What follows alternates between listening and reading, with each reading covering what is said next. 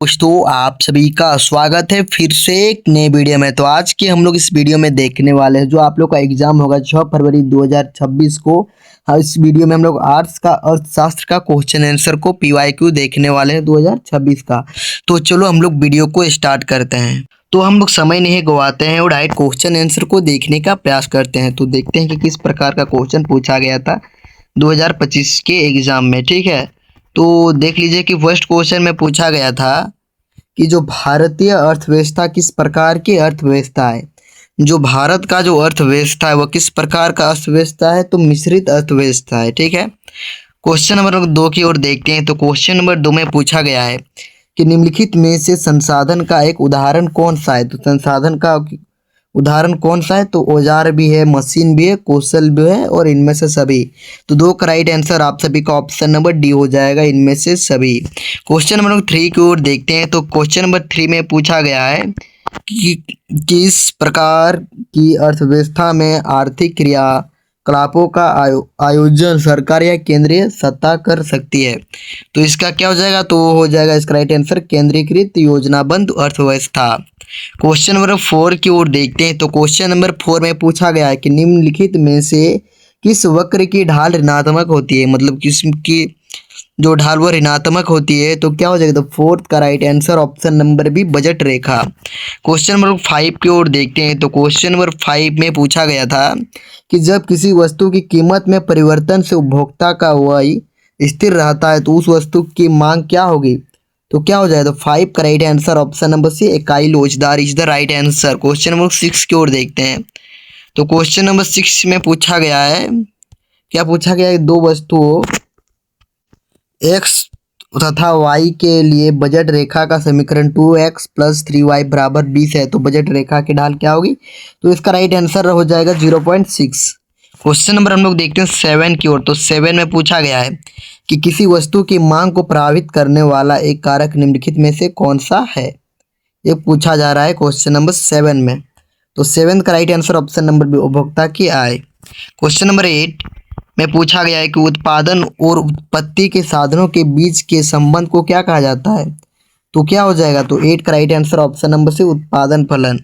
Question number 9 की ओर देखते हैं। तो क्वेश्चन नंबर 9 में पूछा जा रहा है कि निम्नलिखित में से स्थिर लागत का एक उदाहरण कौन सा है। तो स्थिर लागत का उदाहरण एक प्रकार का क्या है, क्या कच्चे माल की लागत हो जाएगा, मकान का किराया, प्रति इकाई बिजली bill, option number B commission. तो क्या हो जाएगा, तो 9 का राइट आंसर आप सभी का जो होगा वो क्या हो जाएगा 9 का, तो 9 का ऑप्शन नंबर बी हो जाएगा, मकान का किराया is the right answer. Question number 10 कि पैमाने के प्रतिफल किस प्रकार के उत्पादन फलन की व्याख्या है। तो क्या हो जाएगा, 10 का right answer option number B हो जाए, सी हो जाएगा। सी में क्या दिया गया, नहीं बी हो जाएगा, दीर्घकालीन उत्पादन फलन, सी नहीं होगा। क्वेश्चन नंबर 11 कि परिवर्ती साधन का कुल उत्पादन अधिकतम होता है जब क्या होता है। तो आप लोग कमेंट में जरूर बताइए, क्वेश्चन में आप लोग को कमेंट में जरूर बताना है। ठीक, क्वेश्चन नंबर 12 के बाद हम लोग 13 की ओर देखते हैं। तो 13 में पूछा है किस प्रकार के बाजार में समरूप वस्तु उत्पादन होता है। समरूप मतलब एक जैसा, तो कौन सा बाजार हो जाएगा, क्वेश्चन नंबर 12, तो ये हो जाएगा पूर्ण प्रतियोगिता बाजार। क्वेश्चन नंबर 13 की ओर देखते हैं। तो क्वेश्चन नंबर 13 में पूछा जा रहा है कि एक पूर्ण प्रतियोगी फर्म के लिए कौन सा वक्र पूर्ति वक्र होता है। तो 13 का राइट आंसर आप लोग कमेंट में बता सकते हैं, तो बताओ, नहीं तो मैं आप लोगों को बता दे रहा हूँ कि सीमांत लागत वक्र को बढ़ता भाग। क्वेश्चन नंबर 14 की ओर देखते हैं। तो क्वेश्चन नंबर 14 में पूछा जा रहा है कि किसी वस्तु की मांग बढ़ने से वस्तु की कीमत क्या होगी, तो इसमें वृद्धि होती है। क्वेश्चन नंबर 15 की ओर देखते हैं। तो क्वेश्चन नंबर 15 की ओर हम देखेंगे। तो क्वेश्चन नंबर 15 में पूछा गया है कि संतुलन कीमत की स्थिति में है। तो क्या हो जाएगा, तो 15 का right answer option number C मांग और पूर्ति बराबर होती है। क्वेश्चन नंबर 16, क्वेश्चन नंबर 16 में पूछा जाता है कि समष्टि अर्थशास्त्र में समष्टि शब्द का अर्थ क्या होता है। समष्टि यानी कि क्या हो जाए, तो बड़ा हो जाएगा, और व्यष्टि यानी कि छोटा। क्वेश्चन नंबर हम लोग देखते हैं। क्वेश्चन नंबर 17 में पूछा गया है कि मुद्रास्फीति की स्थिति है। तो क्या हो जाएगा, तो मुद्रा की स्थिति क्या है, तो वस्तु की कीमत में वृद्धि हो जाएगा या मुद्रा का मूल्य बढ़ जाता है, उत्पादन में कमी हो जाती है, वस्तु में कमी हो जाती है। तो इसका राइट आंसर क्या हो जाएगा, क्वेश्चन नंबर 17 का क्या हो जाएगा, तो ऑप्शन नंबर बी हो जाएगा, वस्तुओं की कीमत में वृद्धि होती है। क्वेश्चन नंबर हम देखते हैं 18 नंबर। कि the general theory of employment interest एवं मनी नामक पुस्तक के प्रकाशन कब हुआ था? तो 18 का right answer option number A हो जाएगा। क्या देगा? तो 1936 में। क्वेश्चन नंबर 19 मजदूरी क्या है? तो 19 का क्या हो जाएगा? तो 19 का राइट आंसर ऑप्शन नंबर क्या हो जाएगा? तो ऑप्शन नंबर बी, प्रति इकाई श्रम की कीमत। क्वेश्चन नंबर 20 में पूछा गया कि अंतिम वस्तु होती है, तो अंतिम वस्तु क्या होती है? तो ये टिकाऊ उपभोक्ता वस्तु, गैर टिकाऊ उपभोक्ता वस्तु भी होता है, और पूंजीगत वस्तु, इनमें से सभी राइट आंसर हो जाएगा। क्वेश्चन नंबर 21 की ओर देखते हैं। तो क्वेश्चन नंबर 21 में पूछा गया है कि निम्नलिखित में से तृतीय क्षेत्र की एक गतिविधि कौन सी है? तो क्या हो जाएगा? तो 21 का ऑप्शन नंबर सी हो जाएगा, आटे को बाजार में बेचना। क्वेश्चन नंबर हम लोग 22 की ओर देखते हैं। तो 22 में पूछा जा रहा है कि माल सूची में क्या सम्मिलित नहीं होता है?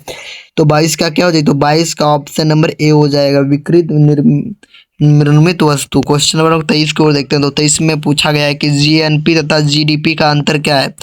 क्या हो जाएगा? तो 23 का ऑप्शन नंबर सी में कहते हैं विदेशों से प्राप्त शुद्ध साधन आय। क्वेश्चन नंबर 24 में पूछा गया है कि निम्नलिखित में से मुद्रा की एक विशेषता कौन सी है? तो मुद्रा की एक विशेषता कौन सी? क्वेश्चन नंबर 24, तो option number C is the right answer, मुद्रा सार्वभौमिक रूप से स्वीकार्य है। क्वेश्चन नंबर 25 कि किस बैंक को भारत का केंद्रीय बैंक कहा जाता है? तो आप सभी को पता होगा, भारतीय reserve bank of India. Question number 26 की ओर देखते हैं। तो क्वेश्चन नंबर 26 का क्या हो जाएगा? तो निम्नलिखित में से किस चर का मान 0 और 1 के बीच होता है? तो क्या हो जाएगा? 26 का ऑप्शन नंबर है उपभोग की सीमांत प्रवृत्ति। क्वेश्चन नंबर 27 का right answer option number C हो जाएगा। आप लोग देख लीजिए 2.5। क्वेश्चन नंबर 28 में पूछा गया है कि भारत में वित्तीय वर्ष की अवधि होती है 1 अप्रैल से 31 मार्च। तो इसका राइट आंसर ऑप्शन नंबर सी।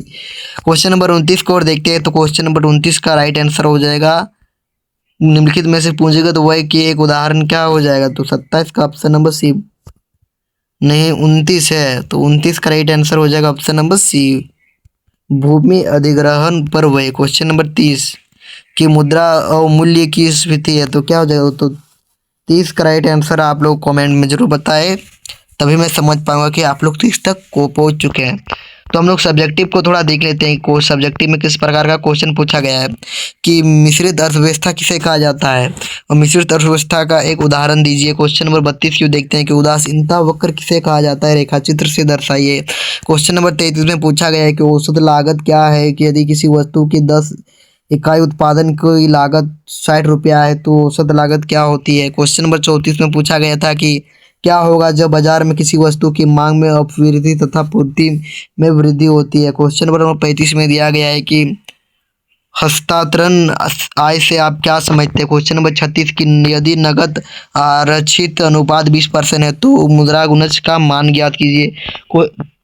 आप देख चुके हैं हम लोग ने 36 क्वेश्चन। तो 37 में पूछा गया है कि सरकारी बजट के घटकों के नाम लिखिए और विदेशी विनिमय दर क्या है। क्वेश्चन अब हम लोग पार्ट 2 देखते हैं, 3 मार्क्स क्वेश्चन। तो 3 मार्क्स क्वेश्चन में पूछा गया है कि भारत में विदेशी मुद्रा को प्राप्ति कैसे हो सकती है, स्पष्ट कीजिए। क्वेश्चन नंबर दिया गया है 40 में कि प्रत्यक्ष कर किसे कहते हैं, एक उदाहरण किससे स्पष्ट कीजिए कि निगम का और प्रत्यक्ष कर का एक उदाहरण है। क्वेश्चन नंबर 41 कि व्यावसायिक बैंक जमा स्वीकार करते हैं, यह कथन किस की व्याख्या कीजिए। क्वेश्चन नंबर 42 के आय के वर्तुल प्रवाह के 2 क्षेत्रीय मॉडल की व्याख्या करें। क्वेश्चन नंबर 43 कि रेखाचित्र से स्पष्ट कीजिए कि बाजार में किसी वस्तु की मांग बढ़ने से उस वस्तु की कीमत बढ़ जाती है। अब क्वेश्चन नंबर 44 निम्नलिखित में से पूर्ति की एक लोच है। क्वेश्चन नंबर 45 को औसत उत्पादन को प्रभावित कीजिए, मतलब परिभाषित कीजिए, यह सीमांत उत्पादन से किस प्रकार संबंधित है। अब देख चुके हैं, तो अब 5 नंबर क्वेश्चन से देख लेते हैं कि मांग के नियम की व्याख्या कीजिए, मांग का नियम क्यों लागू होता है। क्वेश्चन नंबर 48 में एक तो क्वेश्चन पूछा गया है कि निम्नलिखित तालिका किसी उत्पादन का कुल लागत सूची को दर्शाती है। इस तालिका को सहायता और औसत लागत, औसत परिवर्ती लागत और औसत स्थिर लागत सूची की चयन कीजिए। क्वेश्चन नंबर 49 की पूर्ति प्रतियोगिता बाजार में, मतलब पूर्ण प्रतियोगिता बाजार में कि एक फर्म का अल्पकालीन और दीर्घकालीन पूर्ति वक्र की व्याख्या कीजिए। तो 50 नंबर में पूछा गया है कि माल सूची से आप क्या समझते हैं, नियोजन माल संयोजन संचय का नियोजित माल के अब संचय में अंतर स्पष्ट करें। क्वेश्चन नंबर 51 में पूछा गया था, देख लीजिएगा आप लोग। क्वेश्चन नंबर 52 में ये पूछा गया है तो आप लोगों को ये वीडियो अच्छा लगा तो अपने दोस्तों के साथ ज़्यादा से ज़्यादा शेयर करें। अगर आप लोगों को सब्जेक्टिव वीडियो चाहिए इकोनॉमिक्स का तो आप लोग कमेंट कर। जय हिंद, वंदे मातरम।